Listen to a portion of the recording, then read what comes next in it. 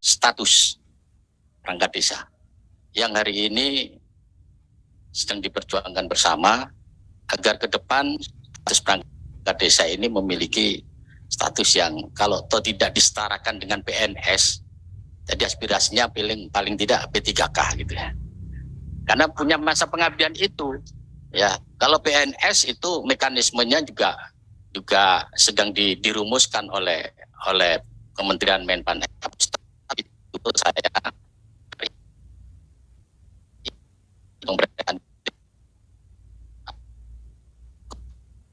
penyelenggaraan pemerintahan desa, karena di situ ada unsur sekretaris desa, kasun, dan ada lagi kaur ya. Selama ini status sekretaris desa, kaur, dan kasun itu ya, kadus, kepala dusun, itu sudah diatur di dalam pemerintah daerah ya, melalui peraturan daerah. Undang-undang ini sebetulnya memberikan satu payung hukum bahwa eksistensi perangkat desa sebetulnya di dalam undang-undang itu sudah nyata ada. Hanya aspirasi yang hari ini berkembang dari Bapak dan Ibu semua, bagaimana memperjuangkan nasib bersama, perjuangan bersama bisa lebih konkret lagi statusnya ya. Tentu aspirasi ini menjadi yang sudah didengar oleh pimpinan dan seluruh anggota Komisi 2 ya. Kemudian yang terakhir terkait dengan peran nyata dari perangkat desa di dalam mengakselerasi sistem birokrasi desa. Ini menjadi kata kuncinya. Karena Pak, eksistensi perangkat desa ini jabatannya itu jauh lebih dibandingkan kepala desa terpilih dan jabatan itu. Kemampuan akselerasi fungsi birokrasi yang ada di desa, saya kira perangkat desa ini menjadi kata kuncinya. Kemajuan suatu desa tidak bisa dilepaskan dari peran itu semua. Oleh karena itu,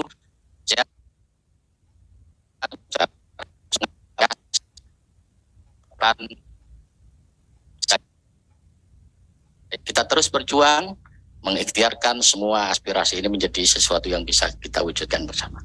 Ya, amin. Saya kira ini Pak Ketua, respon saya dari paparan dari 3 narasumber tadi. Kurang lebihnya saya mohon maaf. Sekali lagi terima kasih. Tapi saya sebelum ke sana, saya sampaikan dulu. Terima kasih kami kepada kepala desa maupun perangkat desa. Sejak Undang-Undang Nomor 6 2014 ini diundangkan, ini sudah menghasilkan banyak hal. Termasuk di sini ada perumusnya juga. Ya, saya lihat ini aja data, salah satu data aja. Desa Mandiri ini 2015 sampai 2022. Terakhir, Mandiri dari 174 menjadi 6.238. Desa Maju dari 3.608 menjadi 20.249. Desa Berkembang dari 22.882 menjadi 33.902. Desa tertinggal yang semula 33.000 sekian hanya menjadi 9.000. Desa sangat tertinggal 13.000 sekian jadi 4.000, jadi turun. BUMDes yang semula hanya 8.189 menjadi 60.000. Artinya apa? Artinya selama ada undang-undang desa ini, desa maju. Siapa yang memajukan? Ya, softwarenya undang-undang, kepala desa, perangkat desa, dan aparatur desa. RT, RW, dan semuanya. Artinya apa? Undang-undang ini sebenarnya sudah sempurna saat itu. Tapi dengan adanya perkembangan zaman, dengan adanya fakta-fakta di lapangan, kejadian kasus-kasus di lapangan, undang-undang ini perlu diperbaiki supaya lebih baik lagi. Jadi jangan mengatakan undang-undang ini jelek. Undang-undang ini sudah luar biasa. Hanya beberapa poin tadi yang disampaikan oleh bapak-bapak sekalian, itu yang harus kita perbaiki. Karena ini aspirasi perangkat desa, saya nggak akan menyentuh kepala desa. Kepala desa sudah selesai. Aspirasinya 9 tahun, biarin 9 tahun. Yang jelas saya yang menyampaikan, mengabulkan semua tuntutan, tidak tidak ada poin yang menuntut kepala desa disamakan dengan jabatan atau masa kerja perangkat desa. Itu titik. Itu enggak ada. Saya pernah jadi pimpinan daerah. Saya bisa merasakan mudin ini piye, bayan ini piye. Dulu belum ada kaur ya. Ya, kaur ada, sekda sipil dan sebagainya dulu mau diangkat sebagainya. Nah, dari situlah sebenarnya apa yang para kepala desa sampaikan, saya bisa mengerti. Yang disampaikan oleh perangkat desa, saya bisa mengerti. Kadang-kadang saya ngeneng-ngeneng mudin gaji ini mung sakmono, tapi kan lumayan tin kalau ono selamatan, ono kan ono nih kepala dusun dan sebagainya. Nah, perangkat desa ini kan hal sendiri. Makanya kita sekarang bicara perangkat desa. Kalau tadi disampaikan ada usulan, kalau nanti ada revisi, jadi revisi Undang-Undang Nomor 6 2014, maka bapak-bapak dari perangkat desa ini ikut memasukkan poin-poin itu tadi. Dan poin-poin yang ingin dimasukkan, saya pikir saya yakin-yakinnya make sense. Saya jamin akan memperjuangkan itu. Ya. Karena make sense. Jadi yang tadi ada katakanlah ketika prolegnas diputuskan, maka akan menyampaikan poin-poin. Tapi yang saya nggak mengerti begini, tadi ada juga usulan, ini untuk kejelasan ya, kita sama ya, semisi ya, kejelasan status dan kesejahteraan yang jelas, perangkat desa. Tapi ada usulan juga undang-undang aparatur pemerintah desa. Ini sebenarnya lebih elegan, tapi saya nggak tahu bisa jamin 1 tahun apa enggak. Ya itu yang mungkin panjenengan semuanya pahami ya, itu akan lebih elok. Jadi kalau presiden, gubernur, bupati, monggo dengan cara-cara modern sekarang. Tapi desa itu punya keunikan, kekhasan. Jadi nggak bisa sama-sama 5 tahun itu nggak bisa, Pak. Nggak bisa. Keunikan sendiri-sendiri. Jadi saya pikir karena belum ada kajian, belum ada survei atau disertasi atau tesis secara akademis, janjiannya berapa toh yang pas itu, maka kajian akademis yang paling akademis yang paling hak itu adalah apa yang terjadi di desa yang dialami oleh mereka sendiri. Itu kajian akademis.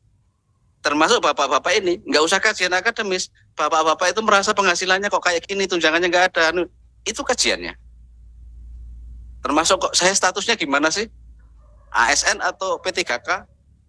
Tapi bapak-bapak sekalian tadi menyampaikan ada usulan yang sangat menarik itu tadi, undang-undang aparatur pemerintahan desa. Nah, ini nanti ya bisa dibuat oleh Pak dosen-dosen yang mengikuti panjenengan. Tapi nanti kita bicarakan apakah harus memasukkan unsur-unsur yang panjenengan tadi sampaikan dulu, poin-poin itu, apakah kita harus mengusulkan undang-undang aparatur pemerintah desa. Ada dua pilihan sebenarnya, tergantung bapak-bapak sekalian. Dan kami hanya memperjuangkan. Kewajiban saya adalah memperjuangkan. Kemudian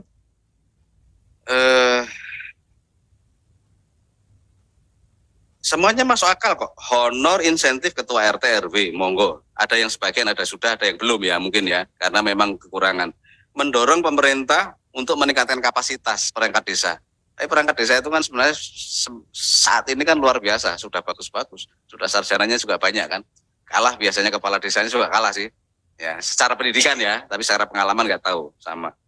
Kemudian tadi menolak masa jabatan kerja sama masa kerja dengan kades sudah saya jelaskan tadi.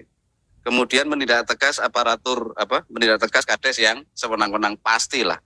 Kalau itu hukum alam, Pak, itu enggak diatur-atur, kan sebenarnya kan sudah ada. Kalau di dalam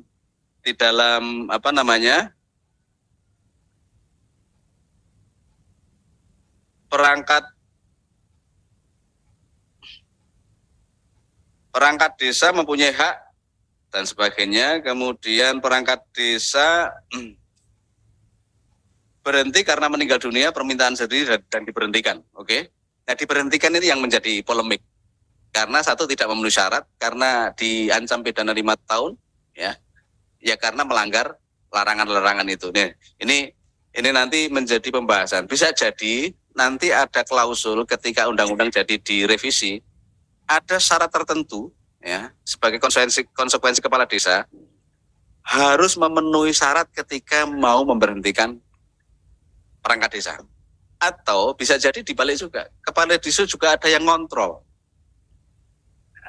Kontrol balik, saling mengontrol, bahkan dikontrol oleh masyarakat. Jadi selama berapapun masa jabatannya sebenarnya tidak masalah, asal kontrolnya kuat. Nah ini menjadi persoalan. Nah kaitannya dengan tunjangan hak, dan sebenarnya perangkat desa punya hak menerima penghasil siltap ya, penghasilan tetap setiap bulan. Tunjangan, penerimaan lain yang sah, mendapatkan jaminan kesehatan, mendapatkan cuti, mendapatkan perlindungan hukum. Sebenarnya kalau itu dijabarkan banyak. Akan tapi tadi memang ada beberapa keluhan, termasuk misalkan bengkok dulu melekat pada individu perangkat desa, tapi sekarang dikelola desa, bisa jadi tidak nyampe ke perangkat desa. Nah ini jadi kajian juga. Ini hanya saya mewacanakan aja di kajian-kajian nanti revisi Undang-Undang Nomor 6 2014 bisa kita kaji. Maka tadi disampaikan oleh Pak Sapa tadi agar dirumuskan, Pak. Rumusannya harus sama ya, PPDI sama presidium ini ya, karena tadi sama ya rumusannya harus sama. Jadi kita bawa. Syukur-syukur besok kalau pas penyampaian aspirasi, saya nggak menyatakan demo, penyampaian aspirasi juga sama, artinya ada rumusan tertentu yang bisa kita terima. Sehingga kita berpikir malam ini apa rumusan-rumusan itu yang bisa kita terima. Dan saya pikir ini bisa terima semuanya, tinggal memperjuangkan aja, ya kompakannya aja. Saya pikir begitu, Bapak Ketua. Ini yang terakhir ini. Jadi perangkat desa itu kan ditugaskan negara untuk melaksanakan undang-undang sebagaimana ASN, P3K dan semua. Akan tetapi haknya tidak seperti yang ditugaskan oleh negara untuk melaksanakan undang-undang. Belum. Saya katakan belum seperti haknya ya. Seperti aparat negara yang sekarang ini ditugaskan untuk melaksanakan undang-undang. Paham ya? Ini kalau yang merumuskan paham.